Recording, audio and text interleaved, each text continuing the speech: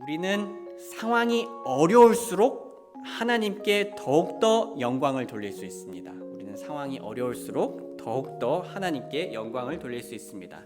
왜냐하면 이 상황이 어려울수록 우리의 기도는, 우리가 하나님께 의지하는 것은 하나님께서 얼마나 대단하신 분이신지 더 크게 인정하게 될 것이고, 하나님께서는 자신의 능력을 더욱 강하게 보여줄 것이기 때문입니다. 요한복음 14장 13절 말씀 보도록 하겠습니다. 요한복음 14장 13절 말씀입니다. 우리 함께 읽도록 하겠습니다. 시작.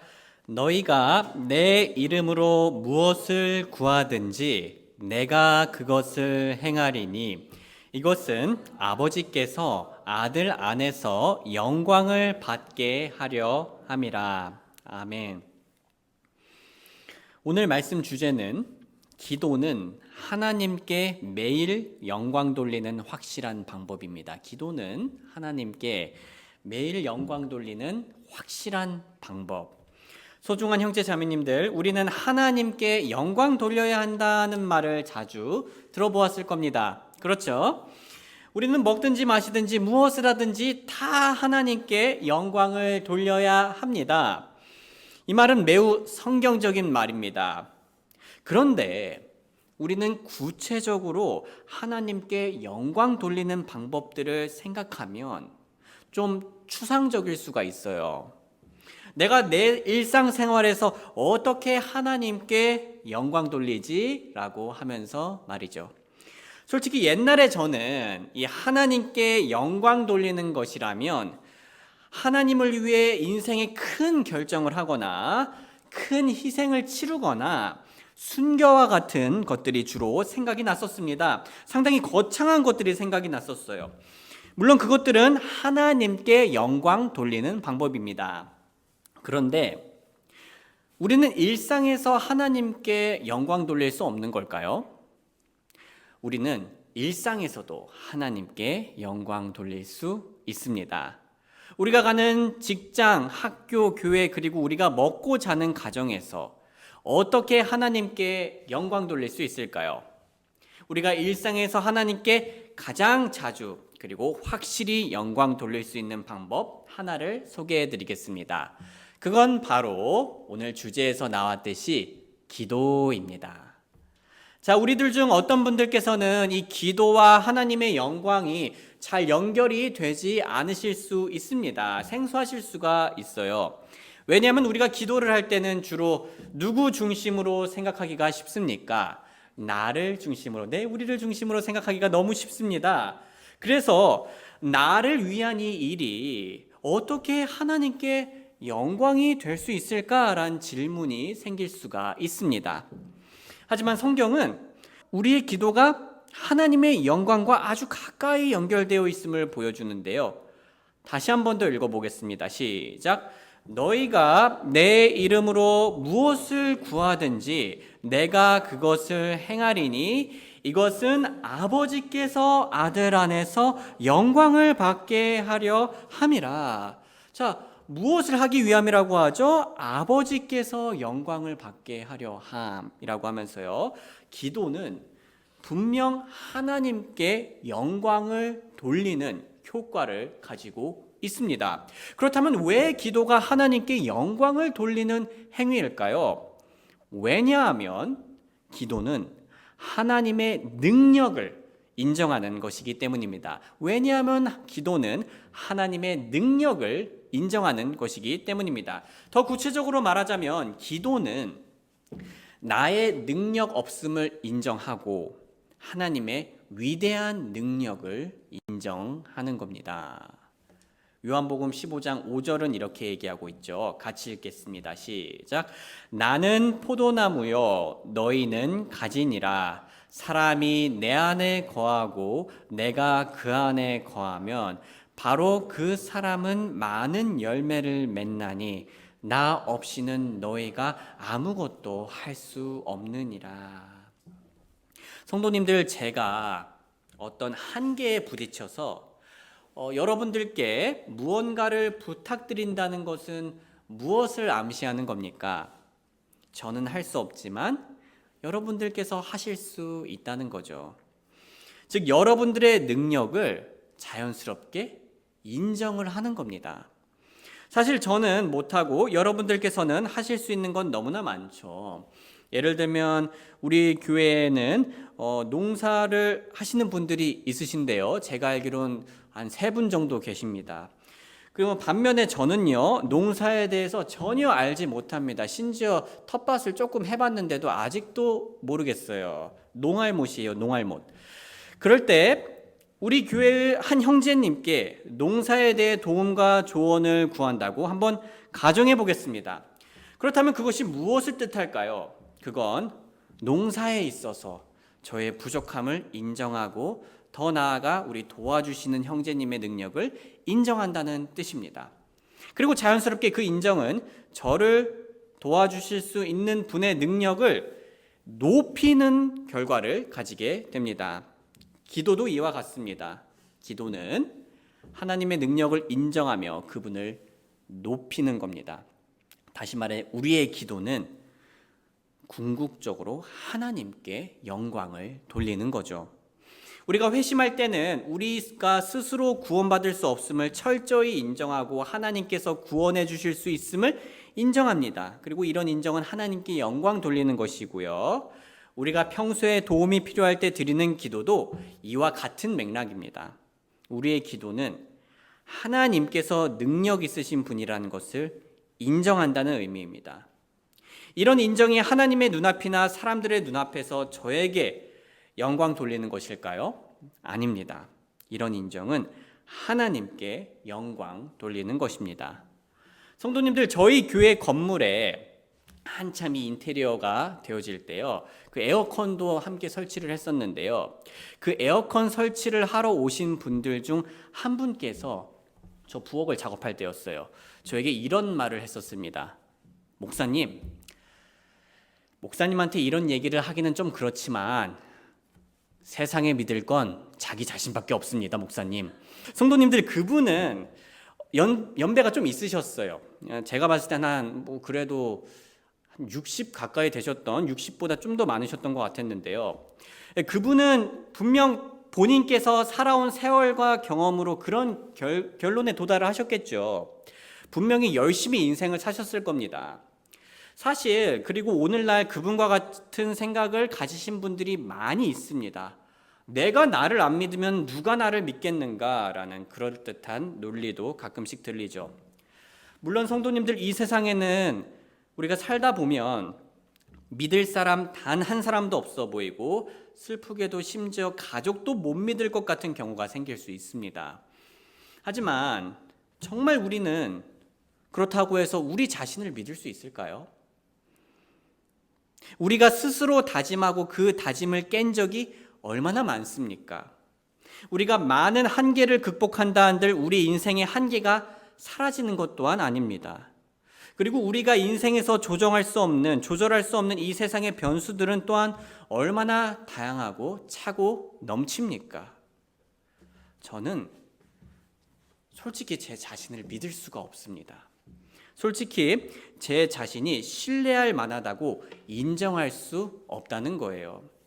저는 오직 하나님만을 믿을 수 있다고 인정하며 그리고 기도할 때 비로소 마음의 평안과 확신을 가질 수가 있습니다. 그리고 이런 인정은 자연스럽게 우리의 하나님께 영광을 돌리게 됩니다. 두 번째로 우리의 기도가 하나님께 영광 돌리는 이유를 말하겠습니다. 기도는 하나님께 영광 돌리는 행위입니다. 왜냐하면 기도는 하나님의 능력을 보이는 것이기 때문입니다. 하나님의 능력을 인정할 뿐만 아니라 하나님의 능력을 보이는 것이기 때문입니다. 시편 50편 15절 말씀 같이 읽겠습니다. 시작. 고난의 날에 나를 부르라. 내가 너를 건지리니 내가 나를 영화롭게 하리로다. 자, 우리가 여기서 오해하면 안 돼요. 하나님이 영광스럽지 않은데 우리가 그분을 영광스럽게 만드는 게 아닙니다. 그분께서 마땅히 받아야 할 영광을 돌린다라는 거예요, 우리가요. 자, 이 구절은 기도에서 일어나는 일들을 3가지로 아주 잘 요약해서 보여줍니다. 자, 첫 번째로요. 우리는 고난의 날에 기도하며 주님을 부릅니다. 그리고 두 번째로요. 주님은 우리를 도와주세요. 건지십니다. 그리고 마지막으로 이 기도는 단순히 하나님께서 우리를 도와주시는 것에서 끝나는 것이 아니라 결국 우리가 주님께 영광을 돌리는 결과를 가져다 줍니다. 자, 그렇다면 여기서 기도가 어떻게 주님께 영광을 돌리는 걸까요? 하나님의 능력을 보이게 됨으로써 영광을 돌리게 되는 겁니다. 우리가 기도를 해서 하나님의 능력이 보이게 됨으로써 하나님께 영광을 돌리게 되는 겁니다. 다시 말해 우리는 기도할 때 그 기도에 반응하시는 하나님의 능력을 보여줌으로써, 경험함으로써, 나타냄으로써 그분께 영광을 돌리게 됩니다. 아까의 농사의 시를 다시 한 번 더 들어보죠. 제가 한번 꿈을 크게 가지고 뒤늦게 샤인 머스켓 농사를 짓게 되었다고 상상해 보겠습니다. 하지만 저는 샤인 머스켓의 S자도 모르는 사람입니다. 시옷도 모르는 사람이에요. 그리고 체력도 농부의 체력을 가지지 못하고 아주 바닥을 칩니다. 그래서 우리 교회에 있는 한 형제님께 도움을 요청합니다. 형제님, 도와주세요. 감사하게도 저를 사랑하는 형제님은 저를 돕기로 결정하였습니다. 몇 개월 후 샤인 머스켓이란 열매를 풍성하게 맺게 됐습니다. 길거리를 지나다니다 샤인 머스켓을 본 사람들은 풍성한 열매들을 보며 감탄합니다. 심지어 몇 알 먹어보니까 맛까지 좋습니다. 그때 저는 그 사람들 앞에서 누구를 자랑하고 높이겠습니까? 저를 자랑하고 높일까요? 아닙니다. 저를 도와준, 제가 도움을 요청해서 저를 도와준 농부 형제님을 자랑하고 높이게 될 겁니다. 왜냐하면 그 열매는 제 덕분이 아니라 그 형제님의 능력 덕분이기 때문입니다. 그리고 사람들도 이 열매가 농부 형제님 덕분이란 걸 깨닫고 그 형제님, 제가 아니라 그 형제님을 높이게 됩니다. 그런데 형제 자매님들, 제가 만약 처음에 도와달라고 요청하지 않았으면 이렇게 농부 형제님을 자랑할 기회는 아예 없었겠죠. 그 농부 형제님은 여전히 능력이 있습니다. 근데 제가 요청을 해가지고 그 농부 형제님의 능력을 자랑할 기회가 한 번이라도 더 생긴 겁니다. 자, 하나님께 영광 돌릴 기회도 마찬가지입니다. 우리가 만약 기도드리지 않는다면 우리는 그분의 능력을 우리의 삶에서 경험할 기회를 놓칠 뿐만 아니라 자랑할 기회까지 놓친다는 겁니다. 네, 경험할 기회뿐만 아니라 영광 돌릴, 자랑할 기회까지 놓쳐버리게 된다는 거죠. 소중한 형제 자매님들, 놀랍게도 우리 하나님께서는요, 방금 이 구절에서 보시다시피, 자, 나한테 요청해라 라고 하면서요, 너가 나를 영화롭게 라고 한다고 하면서요, 하나님께서는 우리를 도우심을 통해 얻는 영광을 추구하십니다. 우리를 적극적으로 도와주고 싶어 하시고요, 그 도우심을 통해 얻는 영광을 추구하십니다. 그래서 우리에게 도움이 필요할 때 자신을 부르라고 적극적으로 말씀을 하십니다. 하나님께서는 왜 이런 식의 영광을 추구하실까요? 그분께서 사람의 칭찬에 목말라서일까요? 막 자신의 능력을 막 엄청 이렇게 자랑하고 싶어하는 철없는 그런 10대와 같은 마인드를 가져서 하나님께서 그러신 걸까요? 아닙니다. 하나님께서는 이미 영원 전부터 삼위일체 관계로 완벽하시고 사랑이 넘치시며 부족함이 없으시기 때문에 사람의 인정이 따로 필요하신 분이 아니십니다. 하나님께서는 왜 우리를 도우심을 통해 얻는 영광을 추구하십니까? 우리를 사랑하사 우리에게 최고의 유익을 주시기 위함입니다. 다시 말하겠습니다. 우리를 사랑하사 우리에게 최고의 유익을 주시기 위함이십니다. 하나님께서는 우리가 최고와 최선의 도움을 받길 바라시고요. 하나님께서 우리에게 주실 수 있는 최고와 최선의 도움은 하나님 본인이십니다. 만약에 제가 그런 식의 영광을 추구한다면 교만이겠죠. 여러분들께 드릴 수 있는 최고와 최선은 저예요 라고 하면요, 자, 그거는 교만이고요, 교주가 되겠죠. 자, 그렇지만요, 자, 하나님께 있어서는 이것이 교만이 될 수 없다라는 얘기예요. 이제 교리적으로 볼 때. 왜냐하면은 하나님께서 우리에게 주실 수 있는 최선이 바로 본인이시기 때문입니다. 그래서 우리에게 본인께 도움을 요청하라고 하시고요, 본인의 영광을 추구함으로써 우리에게 최고의 유익을 선사해 주시는 겁니다. 자, 이 얼마나 기쁜 관계입니까? 우리가 기도할 때 우리는 하나님이 주시는 유익을 얻습니다. 유익을 얻지 않는 건 우리가 구하지 않기 때문이죠. 요한복음 16장 24절 같이 읽겠습니다. 시작.